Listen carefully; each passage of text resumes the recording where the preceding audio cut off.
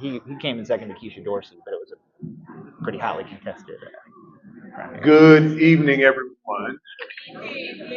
We are going to go ahead and get started. Thank you all for joining us. My name is Lyndon Pryor. I am President and CEO of the Louisville Urban League. And welcome to W.E.B Dubois High School, the brand new W.E.B Dubois High School.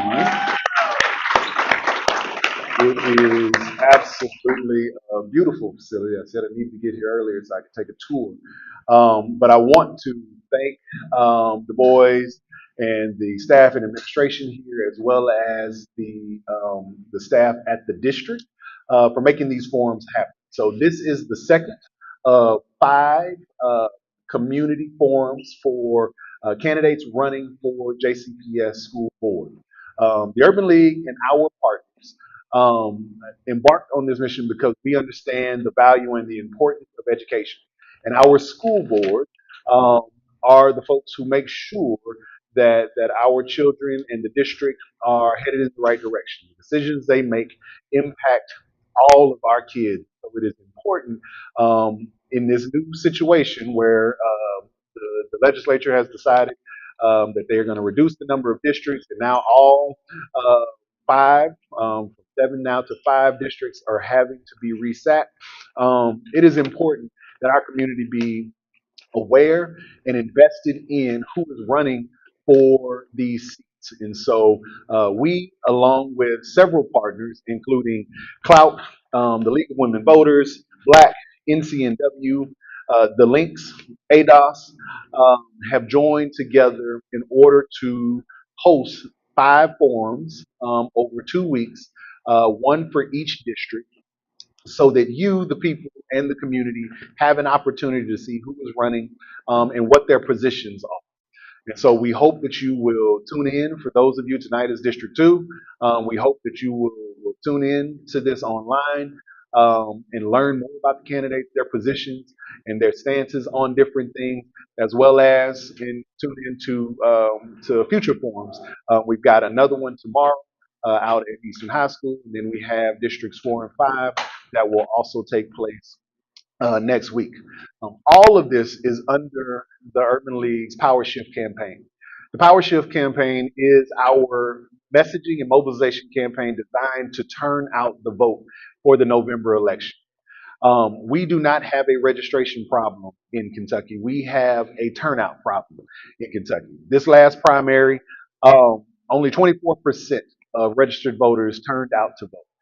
And so what that means is that 400 or more than 440,000 people stayed home and did not participate. That is power waste.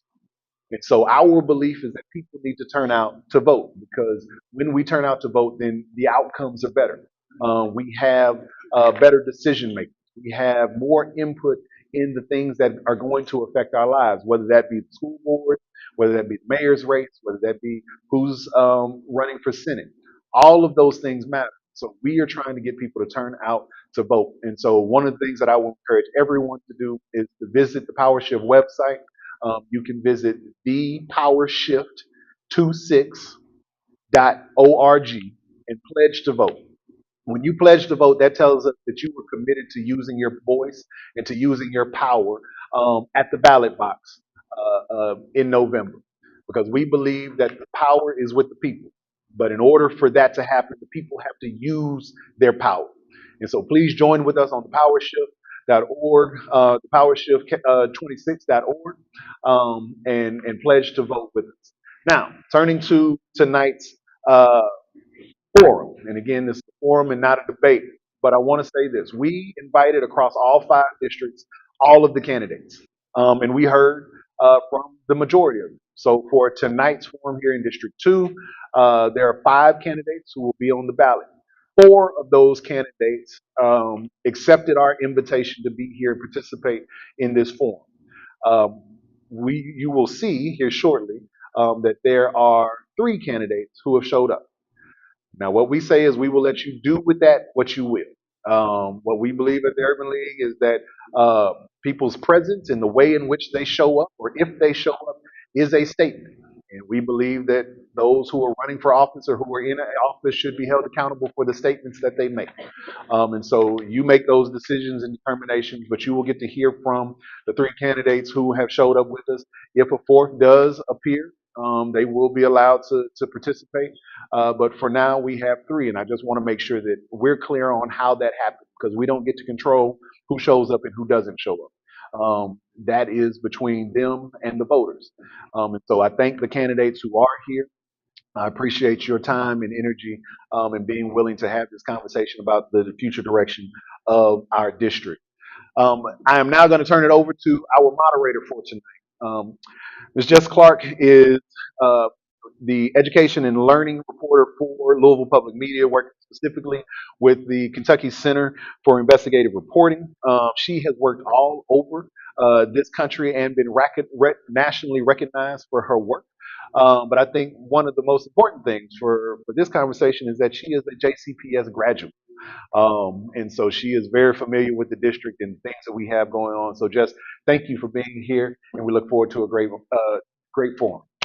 These are the undeniable facts. We are here today as a result of an election. If you show up, you have power. You have power if you show up. Anything that you are concerned about, any worry that you have for you and your family, we can tie it directly to a vote and to an election.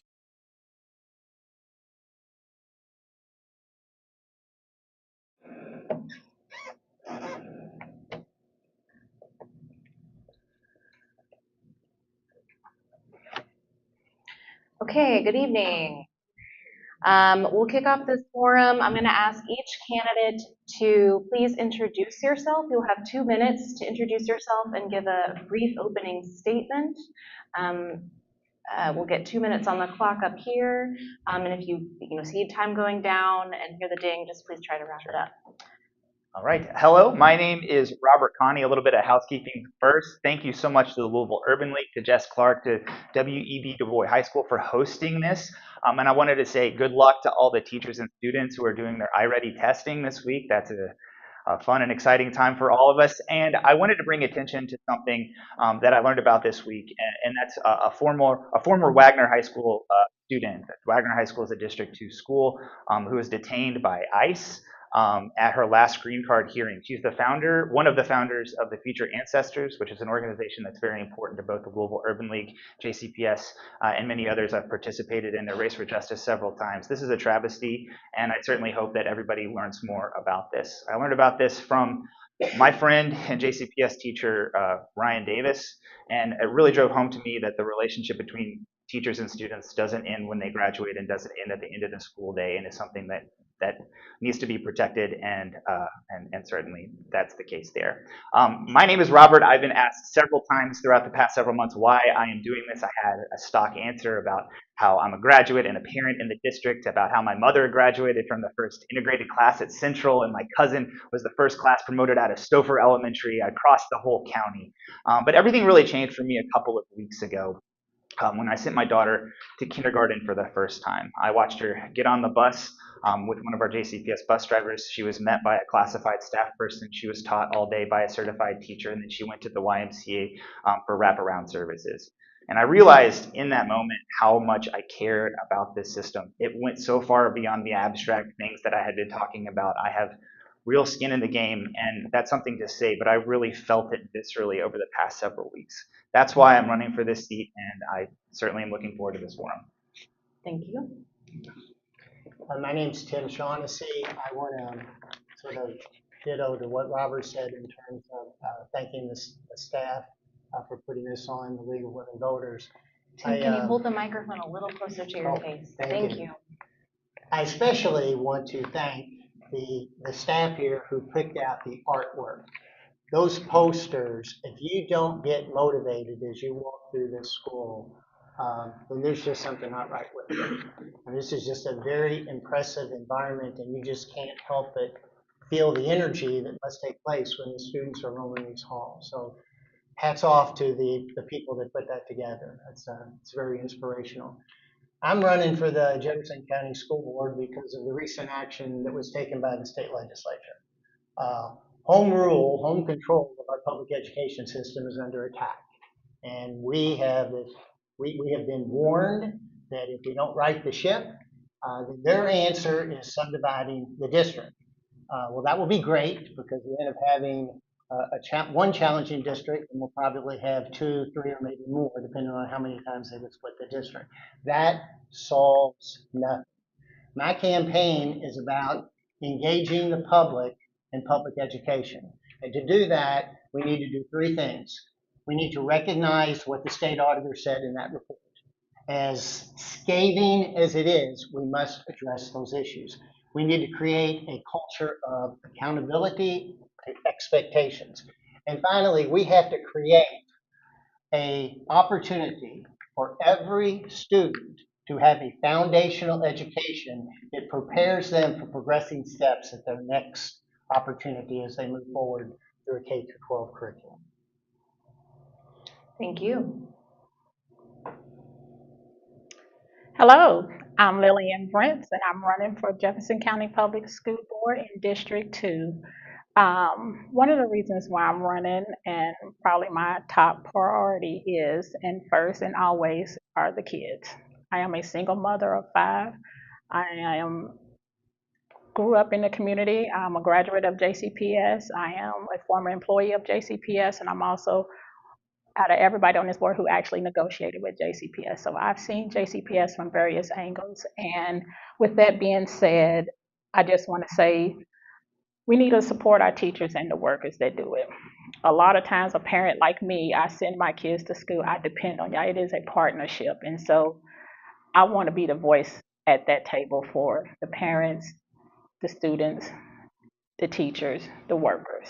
That's why I'm running. I want to give a clear understanding of what the expectation is, how build those relationships back, be that vessel for it, but mainly supporting our teachers. We cannot put kids first if we put teachers last. Our educators are on the front line of the district, and a lot of these decisions have been made to where they haven't felt like they've had a voice.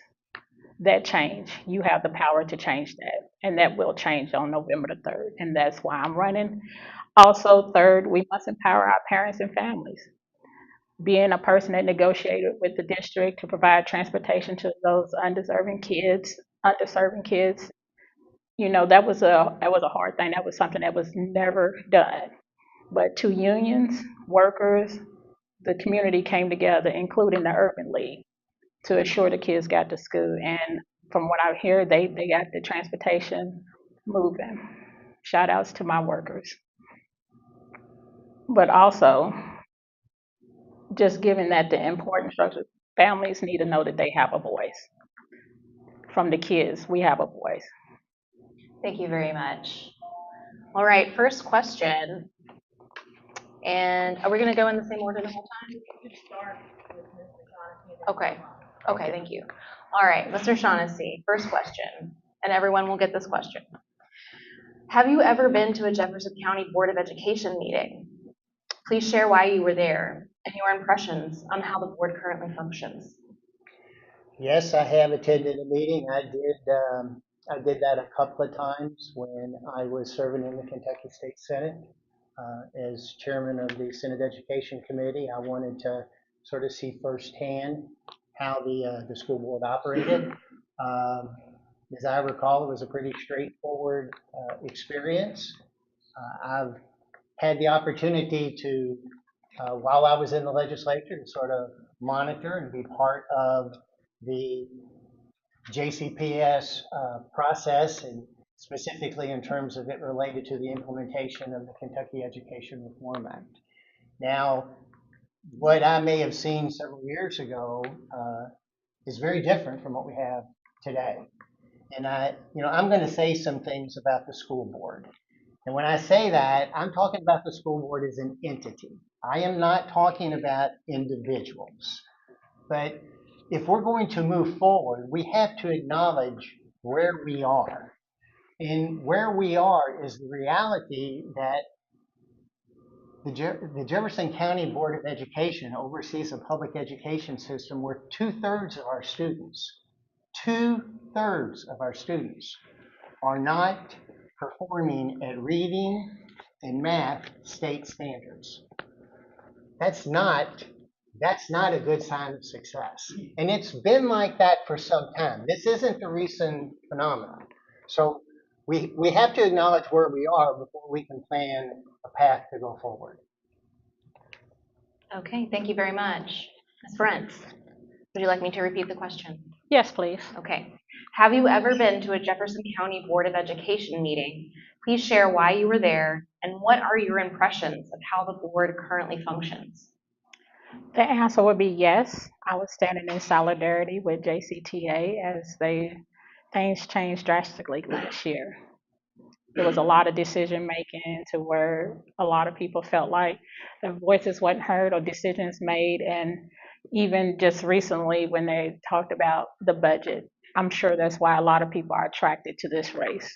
However, we have to keep the focus on what the focus should be, and that is the kids. And so um, that is why I was there. And then being there as a parent, not knowing what to expect, being a single mom, um, and depending on the educational system to educate my kids, I was there so I can hear firsthand because a lot of times things come out and it's the first that you hear, but the decisions are already made. We don't know what's going on before it gets to that board meeting.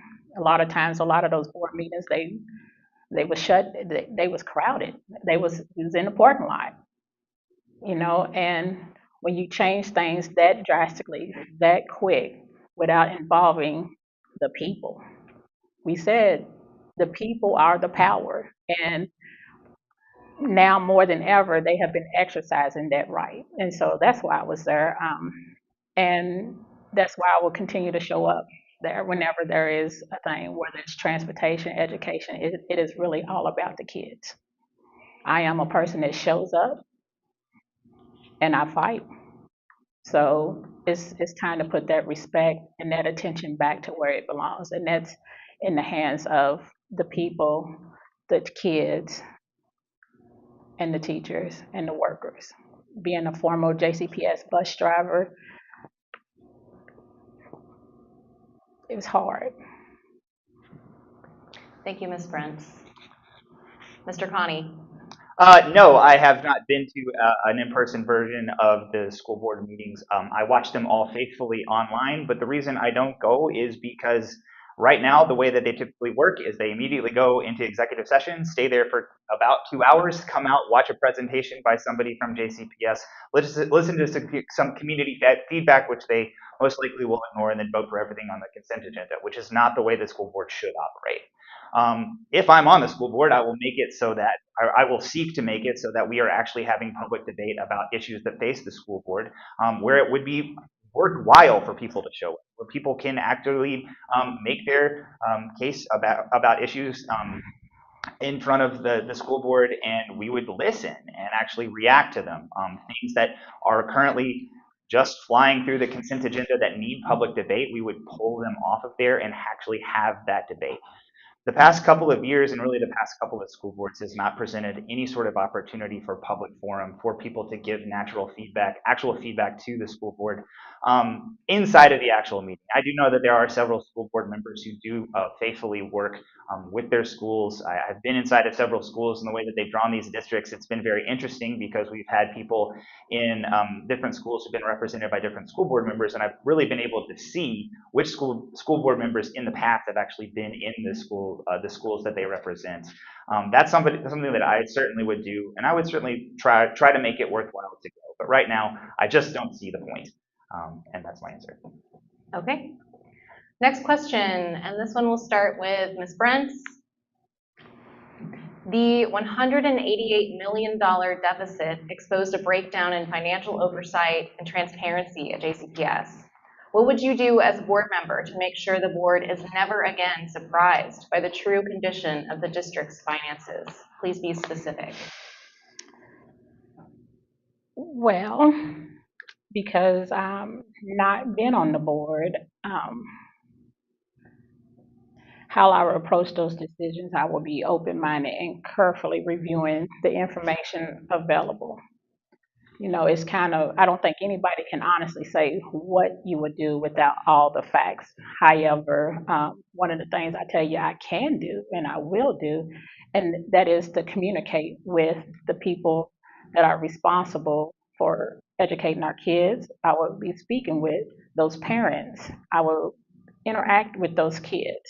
And so before any decision made, I will make sure that every decision made, or whether it's with budget or anything, that make sure that the services is to provide a service to the kids where it's wrapping around the student and it's supporting our teachers, it's supporting our workers. It's hard to say what exactly you would do when you don't have all the facts. That is hearsay. And being an experienced negotiator, when you look over contracts and working with JCPS in my own experience, it's a lot of things that we don't know. Similar to like what has been going on in the past is we found out only the surface, but when you get in the thick of it, it's a lot more. So I would definitely guarantee that before I commit to any decision, I would have a clear understanding of what our teachers, our workers, and most importantly, our kids and our parents need. Mr. Kahne, would you like me to repeat the question? I think I got it. Okay. I would say never again surprised. The honest answer is that this was not a surprise. It was just a failure to look. If you looked on the website of the school board that they put the working budgets, you would be able to see that for 5 years in a row, we took in less money than we spent. That information existed in the public the entire time. It's just that nobody on the school board asked the questions that would have prompted the public debate that would have created a better situation this year. So what do we change? We have to ask hard questions about every single budget, especially in good times. That's when problems hide. Problems hide when we have federal money to cover up the fact that inflation has increased our expenses, but we have not had revenues keep up with that situation. The second thing we really need is multi-year public forecasting, where we're able to see what it's going to look like, not just next year, not just this year, making sure that everything balances, but to see what trajectory we're on over the next 2 or 3 years. And another thing that's super important is that when we see a problem coming, we tell people. We learned about $188 million deficit at the same time that we learned what was going to be cut to solve it, and that's out of order. We should have known about this problem. We should have been able to have a robust public debate, including all stakeholders, about what the best path forward would be, and we should have been able to figure out what decisions we could have made in public so we didn't feel the way that we felt this year. The first thing I did when I decided I was going to run for this seat was to sit down and read the last 5 budgets that the school system had. And I realized that none of these problems were hidden. They were just unexamined. And a board that does its job asks the uncomfortable questions in the year that everything looks fine. Thank you. Mr. Shaughnessy. Thank you. The Jefferson County Board of Education oversees a budget of $1.76 billion. Now, their main responsibility under the new legislation adopted in Frankfurt is to oversee how those funds are spent. The first thing that I would do is I would follow the recommendation of not one, but 2 state auditors from different political parties who both said the same thing 10 years apart. You need to have an independent auditor that reports directly to the board. And that person's responsibility is to monitor the budget. Robert mentioned the idea of extended forecasting. That's a great idea. But we shouldn't do it in a silo. We should engage institutions like Metro Government and the University of Louisville and put together a group where we can do a joint forecast of anticipated revenues so that we're not just acting from the perspective of the school system, but from the community as well. Thank you. All right, the next question, first dibs goes to, where did we leave off? Lillian, Ms. Brents. The rate of JCPS students scoring proficient in math and reading on state tests is low. About a third of students tested proficient in reading in each of the previous 3 years. Math, science, and social studies scores are even worse. And Black and Latino students are the most behind. What changes are needed to boost student outcomes? And how would you as a board member be a part of that change? Most importantly, we need to protect those resources. A lot of times when those resources are cut, they're cut from that's what needed most, from the bottom. And we need to not do that. We need to make sure that we have those wraparound services to close those educational gaps. We need to, a child can't learn if they're hungry. A child can't learn if they're unhoused. A teacher can't teach if she doesn't have the tools. And so it's easy to talk about our kids and where they're at today. However, we need to ask those hard questions and take that blame on and say, what do we do to support our teachers? What do we do to support those kids? I mean, JCPS, they just had a transportation problem. They just had a transportation problem. Kids cannot get to school. And so that is a huge difference. So, how accurate are these numbers? Where did this data come from? How was this put together? Also, kids that look like me and perhaps my own kids, was they heavily disciplined? It's so many problems and so many things to address to where I can't say that I trust those statistics just because the support, the resources, they constantly take them away. Teachers are and parents were constantly struggling. Every year we have to start over. And so we have to reevaluate how we are evaluating the teachers. They spend so much time preparing for these tests to where it takes away that learning environment. And so as far as closing that gap, we have to talk about why are we here, how do we get here, and what can we do different. If we continue to do what we've always done, we'll get what we have always gotten. Change needs to happen now, and we have the power to do that.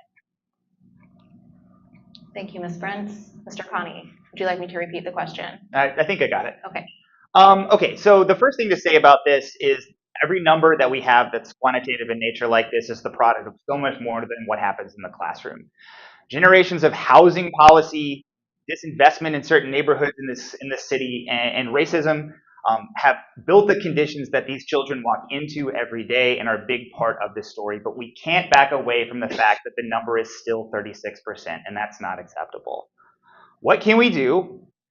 As Tim mentioned, the auditor pointed out our lack of a strategic plan. That's a significant problem. It was also, again, as Tim pointed out, a problem in the last audit that happened 12 years ago.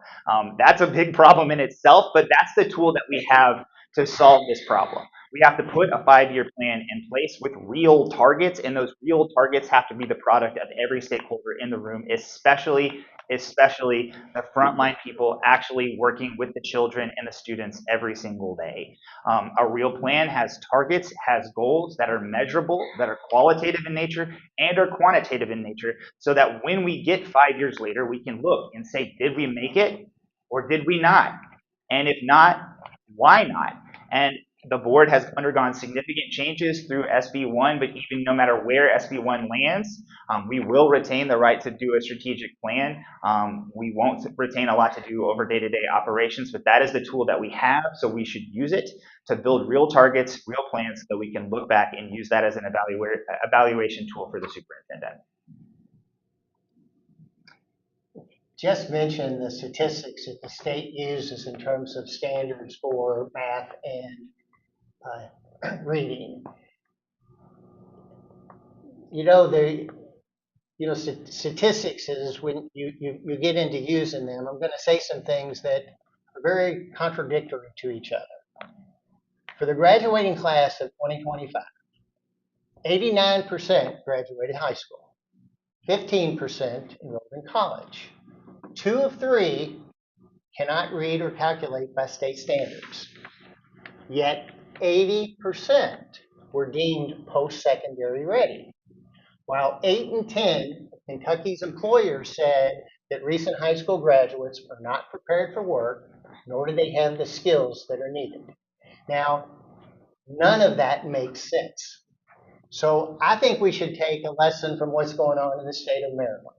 Maryland has undertaken a state initiative where they have put together a group to represent the entire state.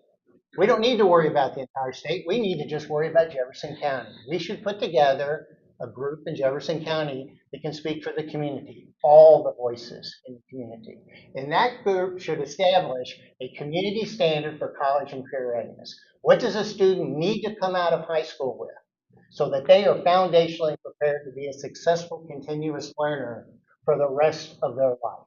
Because they will need to know how to continually learn more tomorrow than they knew the day before. So that is step one. Step two is we've got to be able to figure out how we go about doing that within alignment of what's expected in high school and what's going to be required in college and in employment. I think it's coming in. Okay, Yeah. thank you. The next question. The board's work is extensive and unpaid. Meeting materials include hundreds of pages of documents to review. Members are expected to spend time on subcommittees, speak with stakeholders, respond to constituents, and make decisions regarding litigation and policy. Do you have the capacity to commit to this role along with any professional development that may be required? Mr. Kahne, first to you. Yes, if I didn't, I wouldn't be running for the seat. As an example of how that looks, I would suggest that people take a look at the campaign that we're running. It is not a small endeavor. I'm doing it at the same time that I'm raising a child and working a full-time job, but it is something that I really want to be able to do. We have regular campaign meetings. I'm knocking on doors nearly every weekend. I'm out raising money, and I'm having meetings with, I think I've had 15 or 16 individual teacher meetings. I've toured 5 or 6 different schools, and I'm trying to put in the work I need to be able to do this job effectively. That's what I know that this job is going to take if I actually get it, and I will continue that level of effort if I get the job. It is tough. I have had several meetings with people who are on the school board currently, and that is one of the first things they mention. They probably make more money than I do in their regular job, so it's probably a bigger sacrifice. But it is the situation that it is, I think it's $50 a meeting or something like that. It's not a lot of money. I didn't even know that we got that, so that's a plus. But it is a situation where it's a significant sacrifice. And if you go back in time, there's a lot of people who left the board after long tenures that talked about that as one of the biggest struggles they had. That's a real thing, and win or lose, I do think that that's something the state government should look at. If they want effective school boards and they think that Jefferson County can be treated differently, maybe they should start paying us. But that is, a fight for another day. I do have the capacity. I think I've shown it through the campaign, and I certainly think that this is important enough work that it's a sacrifice I'm willing to make. Thank you. Mr. Shaughnessy. Working for 20 plus years in the part-time Kentucky legislature, it is daunting to balance those responsibilities. And when you certainly look at the scope of the issues that have to be addressed at the Jefferson County Board of Education, this will be challenging. Now, I am fortunate. I'm at a point in my life where I'll be retiring from the Southern Regional Education Board at the end of this year, an organization that I've been involved with for over 30 years as a legislator, as a board member, and for the last 10 years as an employee over career pathways and coordinating the dual enrollment initiative. So this is going to be, outside of my wife and my family, this is going to be my top priority. And it's going to require a lot of attention. But with that said, it is not my job to tell the superintendent what he should be doing. It's my job to put together a budget that speaks to the financial obligations of the operations that are called for in the strategic plan, that will outline the objectives of where we are, where we need to go, how we're going to get there, how much is it going to cost, how long is it going to take, and who's responsible for it. And finally, we've got to have an ownership of accountability, and that starts with the school board. It's easy to say it's a part-time job. Well, if it's a part-time job and you were too busy, then you shouldn't have signed up for it. Thank you. Ms. Brents. Well, you're asking a working mother of 5 if that's too much work. If you're doing something you love, you'll never work a day in your life. Somebody said that. But similar to like our teachers, it's a thankless job. It's one of those jobs to where you just do it. And some days you're gonna have to work over, and some days you're gonna have to put in more, and then some days you're gonna have fun. Can I do the job? Absolutely. I am a labor leader. I am a community servant. And so I can guarantee y'all one thing. Nobody up here will outwork me. I say that every time for the simple reason is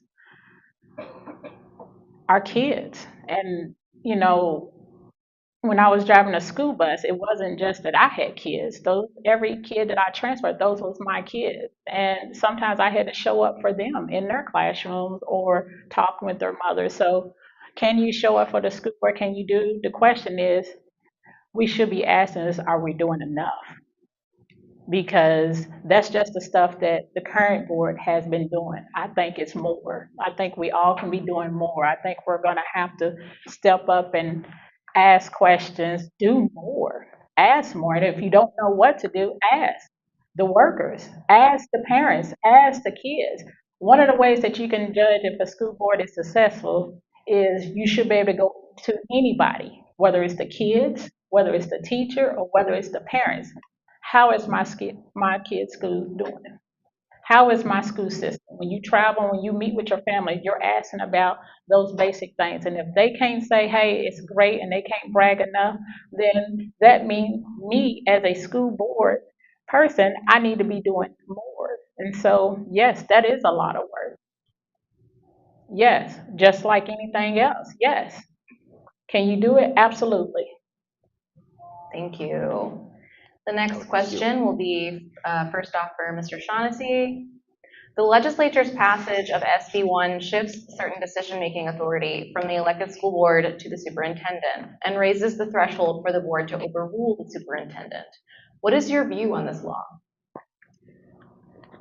You know, I'm not trying to be, you know, the smart aleck when I say this, but it really doesn't matter what my view of that law is. That is now the law. That is what we have to operate under. What we need to ask ourselves is, how did we find ourselves in this place? And the reason we are in this place is because the legislature has seen what's going on for Jefferson County for the last decade, and nothing has changed. Things have gotten worse, and they're frustrated. And they are, I'm not saying they're going about this in the most responsible way, but you have to appreciate their frustration. They are allocating millions and millions of dollars into the largest school system in the Commonwealth of Kentucky, where a majority of our students are performing at the lowest learning levels by state standards. $1.76 billion, and half of our kids are at the 2 lowest learning levels by state standards. That is not acceptable. So the law is the law. We have to understand the seriousness and the reality of where we are. This is our last chance for local control. This is the last chance for Jefferson County residents to fix what's been going on at the Jefferson County School Board. Because if we don't, the legislature, they'll try to fix it for us. And I can tell you, as somebody that spent a little time up there, you're not going to like what they'll give us. Thank you. Next to Ms. Brents. Can you repeat the question? Yes. The legislature's passage of SB 1 shifts certain decision-making authority from the elected school board to the superintendent and raises the threshold for the board to overrule the superintendent. What is your view on this law? Honestly, I think it's unfortunate for the simple reason everybody has to have, it has to be a balance there. You know, the board is there as a governance and is getting all the facts. It's a reason why, and what's wrong with the system even around the country.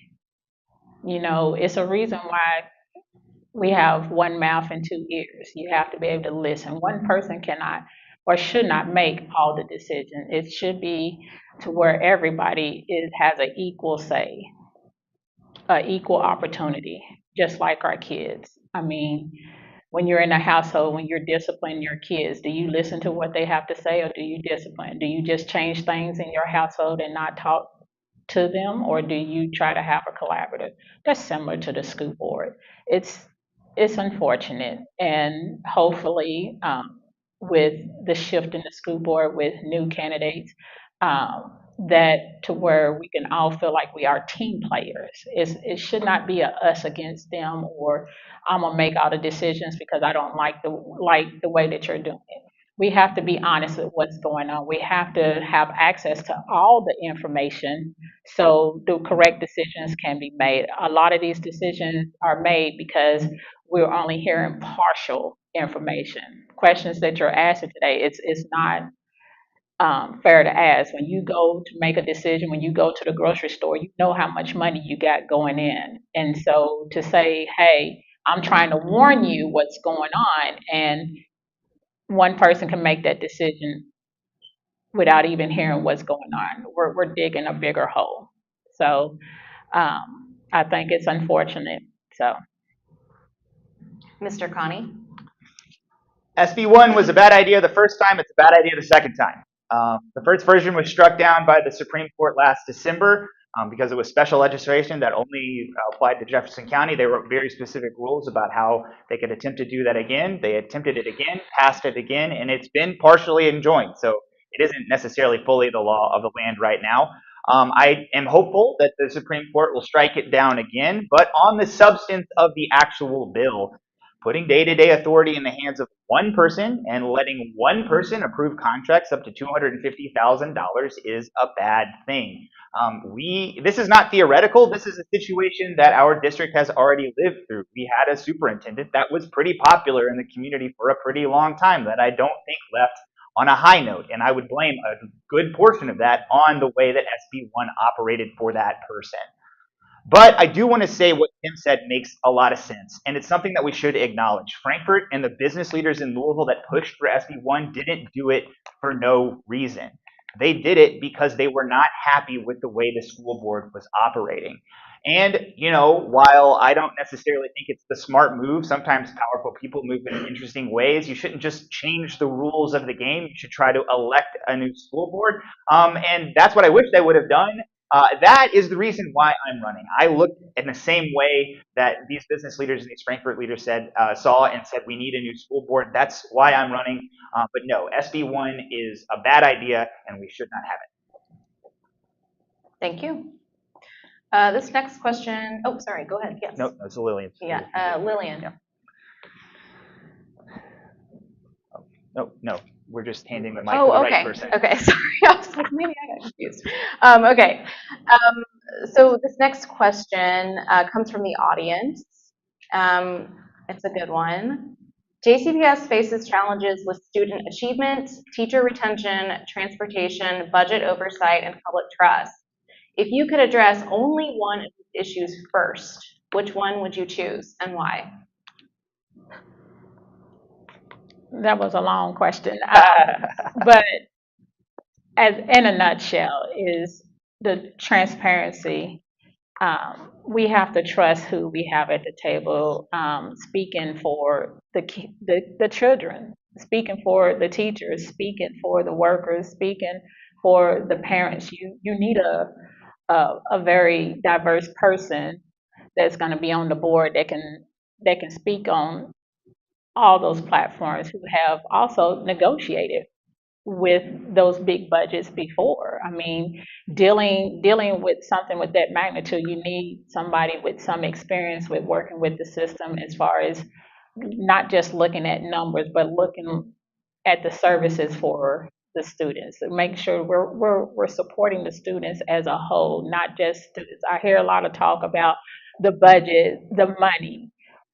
First of all, my kids have names.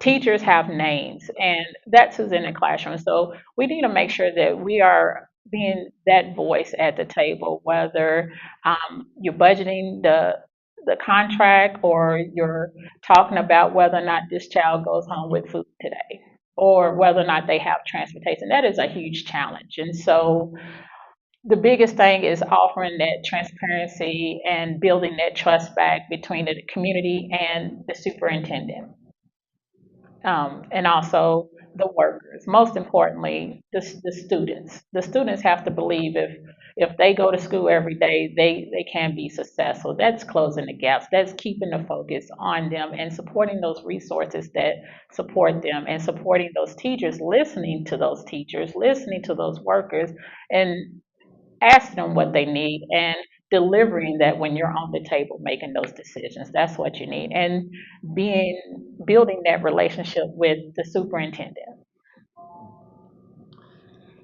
I do want you to read the list again for me. Yeah, sure.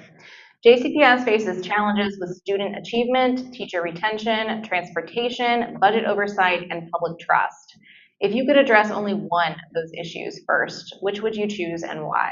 Very clear answer is teacher retention, because everything else on that list is downstream of the teachers. I don't know what we're talking here, like wave a magic wand and it's solved, but teachers are retained when they're respected. And I think if we respect teachers, our students achieve more. Frankfurt sees how good we're doing, and all of a sudden they start funding our transportation like they should, funding our buildings like they should, and really our budget problems start solving themselves, because seek funding is where it needs to be. Every single thing that happens in this district is downstream of the relationship between a student and a teacher. If the students are learning, they're learning from the teachers, and that is the way that school works. That is the first place we should look when we're trying to improve this school system. The number one thing that we can do in just about solving every single one of our problems that we have is to better respect, retain, and trust teachers to do their job. Thank you. Mr. Shaughnessy? From a teacher perspective, we need to recognize the environment that our school board has placed our teachers in. They're in an environment where 1 in 5 kids in their classroom is afraid while they're at school. They're scared while they're in the classroom. 1 in 5. 20% don't speak English. 2 out of 3 are not at math and reading levels for the grade that they're enrolled in. And then you have a small group of bad actors who can act up at any time and disrupt the whole class with little consequences. Our teachers are great educators, but they are not magicians. They cannot wave a magic wand and address all of the obstacles that the school board has put before them. That has to change. We need to get everybody on the same page. And the only way to do that, and to address all the things that Jess just mentioned, we need a strategic plan. The auditor, 2 auditors have pointed that out, that you don't have one. We need a multi-year plan that aligns our resources with our objectives, with accountability and timeframes. And until we have that, and a commitment of accountability and ownership for that plan, we'll be stuck where we've been stuck for the last 10 years. Thank you. Which way are we going? Now the next question will go to Mr. Kahne first. Okay, sure. This one is also from the audience. What will you do to reverse the racially biased inequities of our school system? Small question, right? I think one of the things about the school district is that it exists within the community, and the community, racist housing policies, problems with disinvestment in certain neighborhoods where people live. These things happen as all mixed together.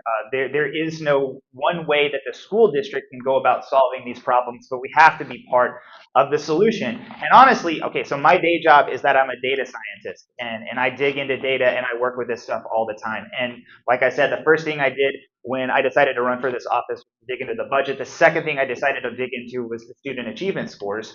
And one of the things I really learned was that, controlling for many other factors, our schools in disadvantaged areas actually perform better than we would expect them to with respect to how people controlling for income and controlling for race and everything else exist in other parts of the city.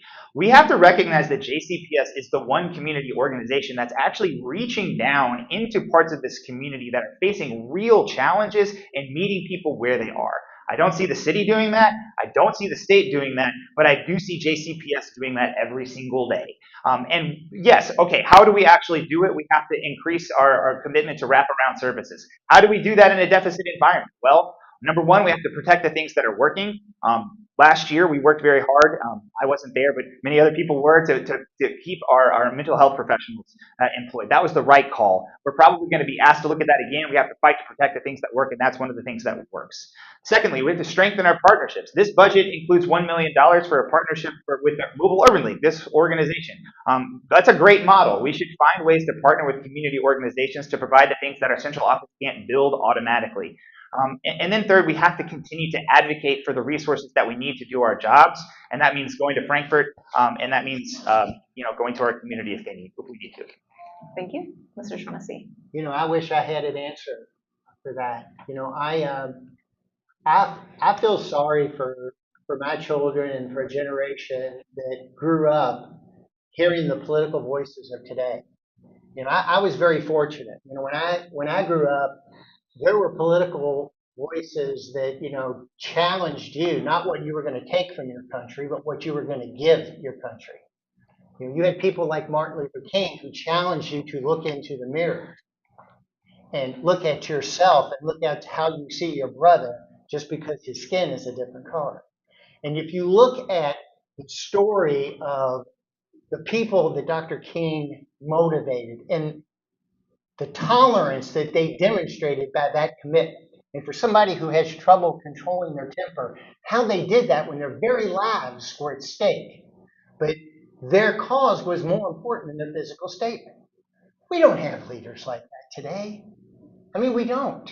Now, we do have an opportunity, and if there is an institution within our community that can really address this problem that unfortunately is old as humankind, of how we learned to get along with each other, it is our school system.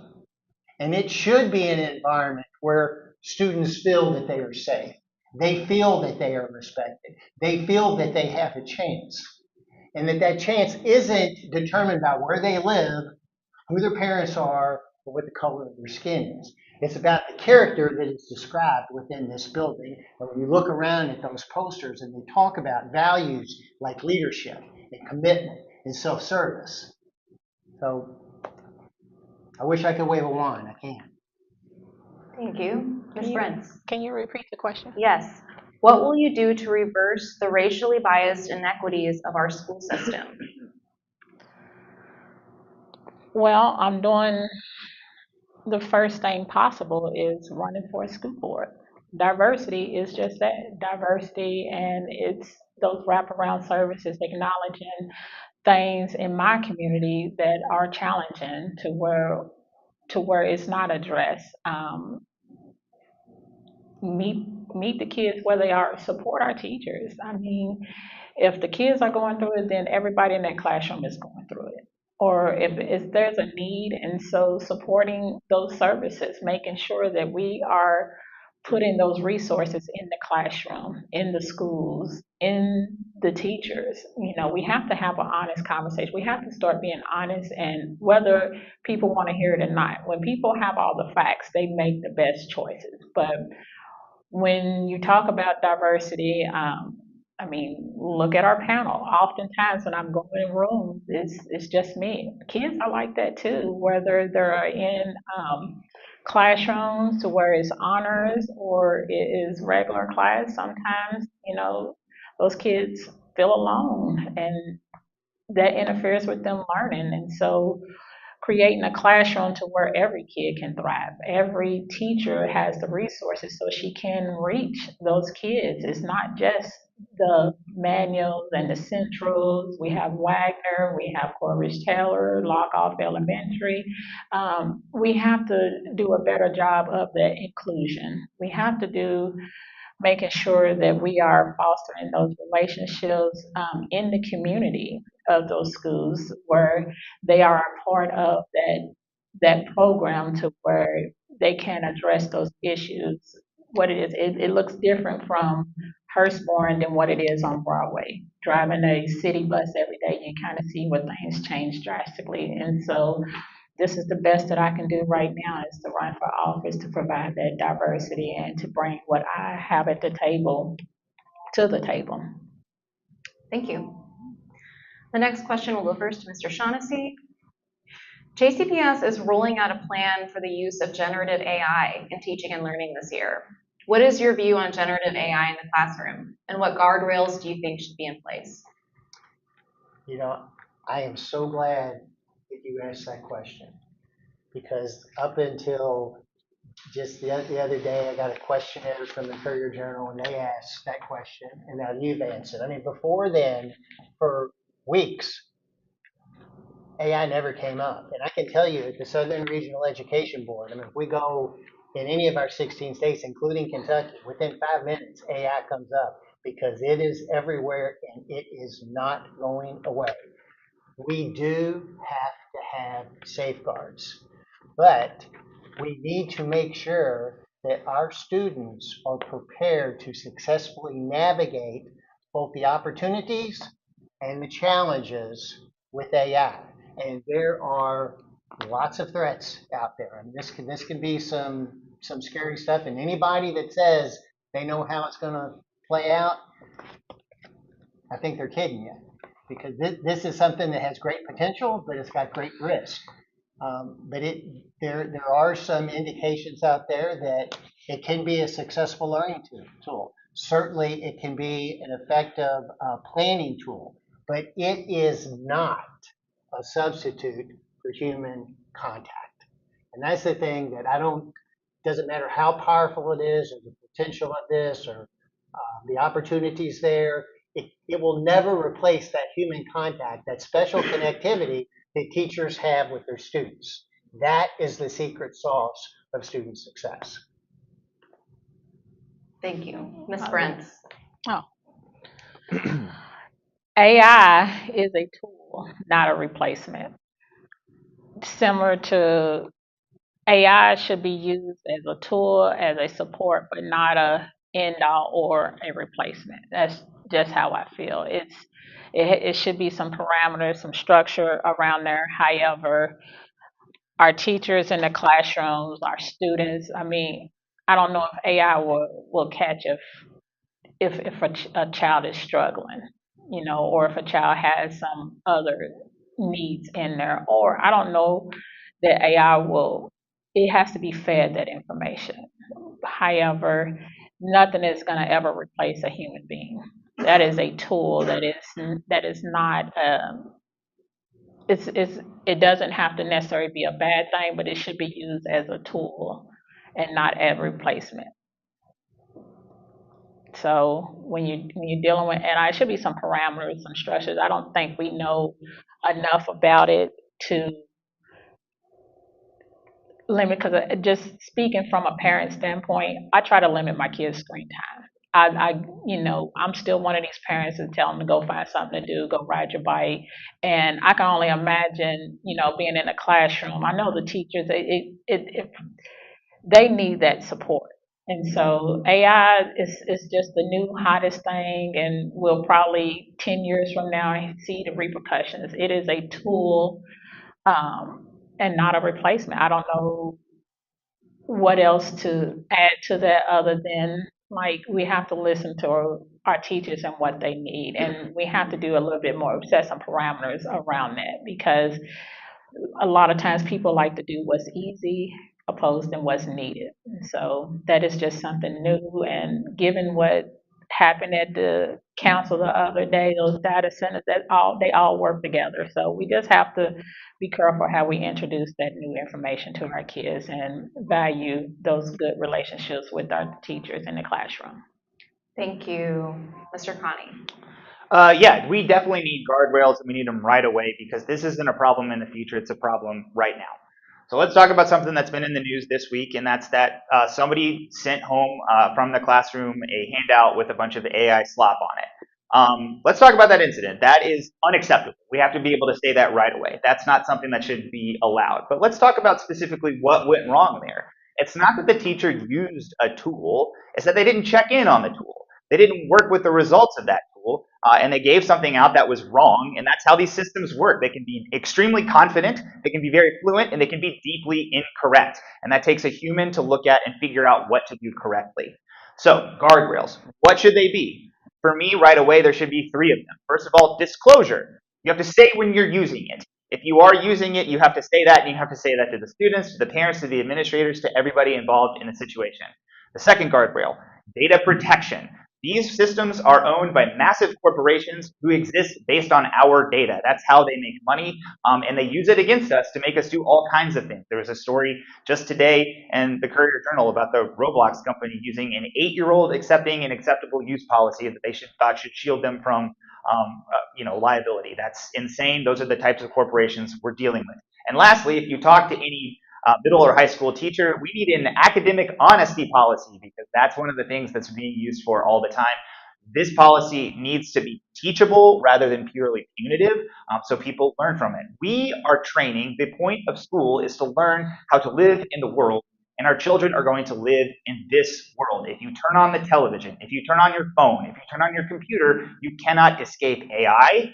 And so teachers have to be equipped to teach children how to exist in this world. That is very, very important. And lastly, we have to be ready to rewrite these things right away. As soon as we write them, they will be out of date, so we have to be nimble and flexible in order to work in the world that we live in right now. Thank you, Mr. Kahne. The next question, I will go to Ms. Brents first. Oh, sure.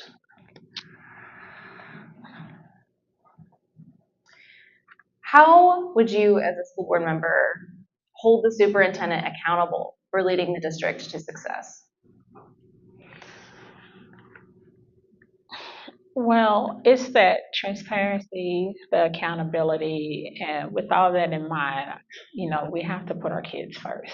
And so holding him accountable is making sure that we have the same information that he has. We can't get filtered information and then hear it secondhand and then communicate with him. And so we have to bring that transparency and trust back to the district and be a part of that decision making. We have to get all the facts. We have to holding him accountable, similar to where the teachers and the students are held accountable. There's an outcome with that. And so one of the ways you can judge the system or the school system is how the school's succeeding. And so 1 + 1 is 2. If it's not working, it's visible. And that's part of the superintendent's job. He makes these changes. He set these policies, and the school board is expected to uphold them. And so therefore, holding him accountable, we need a direct contact with the teachers, the workers. They need to tell us what's going on in the classroom. We need a direct contact with the parents and the community, for that matter, because that's who holds the superintendent accountable, the people. We are just there to deliver that message. And so that's how I plan to work with the community, work with the teachers, involved with the students in seeing what's going on firsthand. And so if things aren't supposed to be going a certain way, then I should be able to verify that information. I should be able to fact check that information. I should be able to ask those questions. And if it works, great. And if it don't, then we need to hold them accountable, just like we are held accountable to our jobs. And a lot of times they attach pay to that. And so we need to look at that. Thank you, Mr. Kahne. How to hold the superintendent accountable goes back to the answer to many of these questions. It's in the 5-year plan.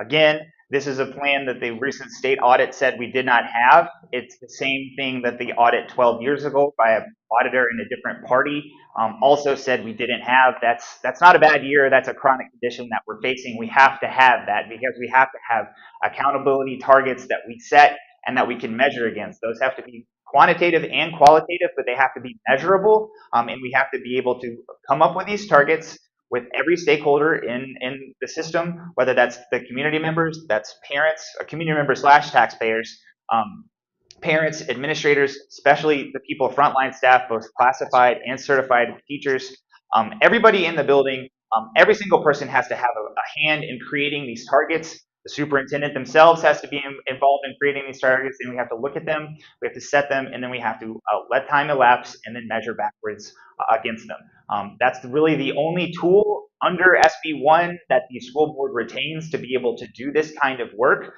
but it is certainly something that we have to look at and the way that we should go about doing this. Thank you. Mr. Shaughnessy. You know, if we had a situation just a couple of weeks ago with a communication that from an outside perspective seemed to sort of go, I don't think the way that it was intended. As I understand it, the Jefferson County School Board established a policy of where they were going to pay an $8,000 stipend for teachers who would commit to working in our lowest performing schools. And as I understand it, that was set by contract and that was set by school board policy. So then you had a situation where the superintendent was communicating a change in that policy.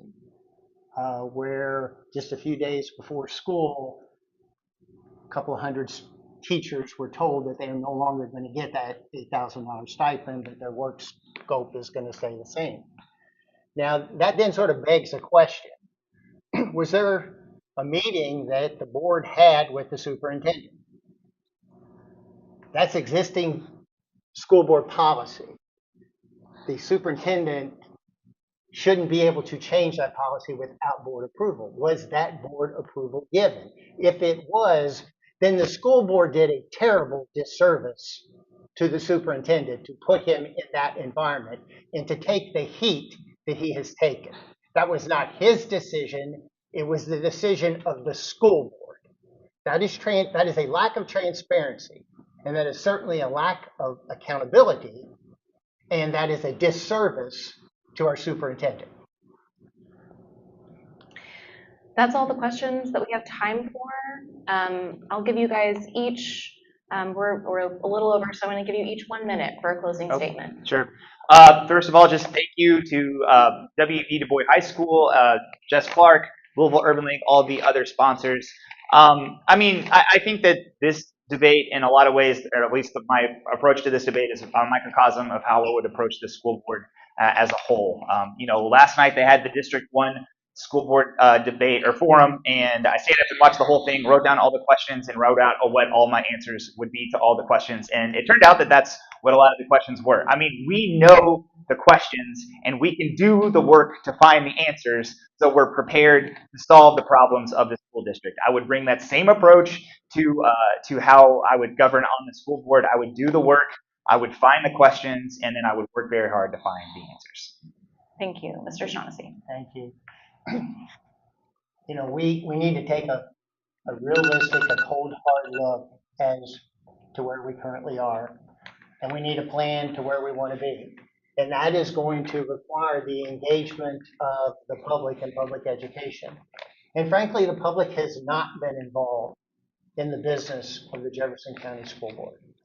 Jefferson County School Board is the third largest employer in this community. As I said earlier, it's got a budget of $1.76 billion. It is an organization that reaches every corner of our community and has the opportunity to be a beacon, not just in terms of the education of the next generation of Louisvillians, but as a beacon the way that an institution can operate and run in the service of the community. And I hope to have the opportunity to be on the board to provide that leadership, and I certainly ask for your support and your vote. Thank you. Ms. Brents. First of all, I just want to thank everyone for coming out, and I want to thank everyone online. I want to thank the Urban League.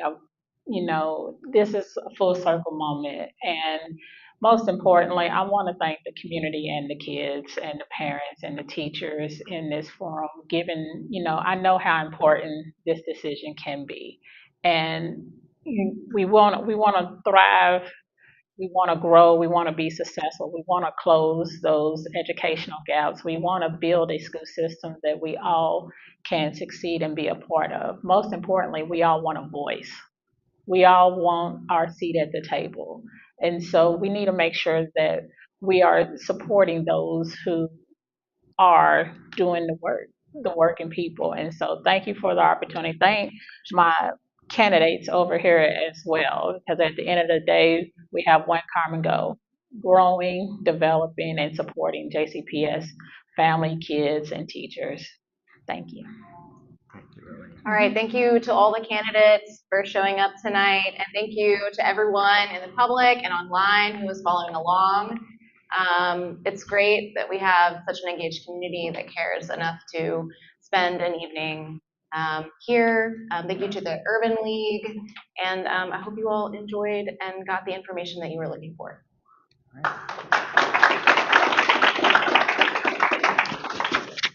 One last note, tomorrow's JCPS forum for District 3 will be at Eastern High School at 6 p.m. Remember to go to the powershift26.org and pledge to vote. Thank you for coming.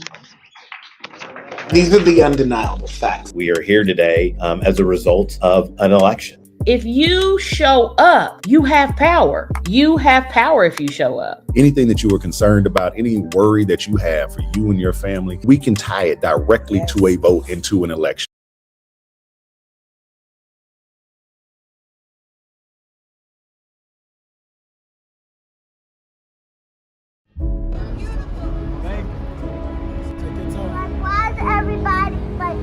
Hey y'all, I'm Attica Scott, former Kentucky State Representative, and you're joining me today on State Watch Nights.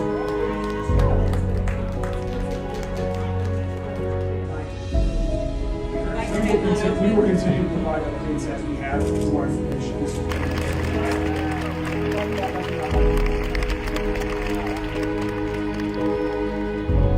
Former Kentucky State Representative, and you're joining me today on State Watch Nights.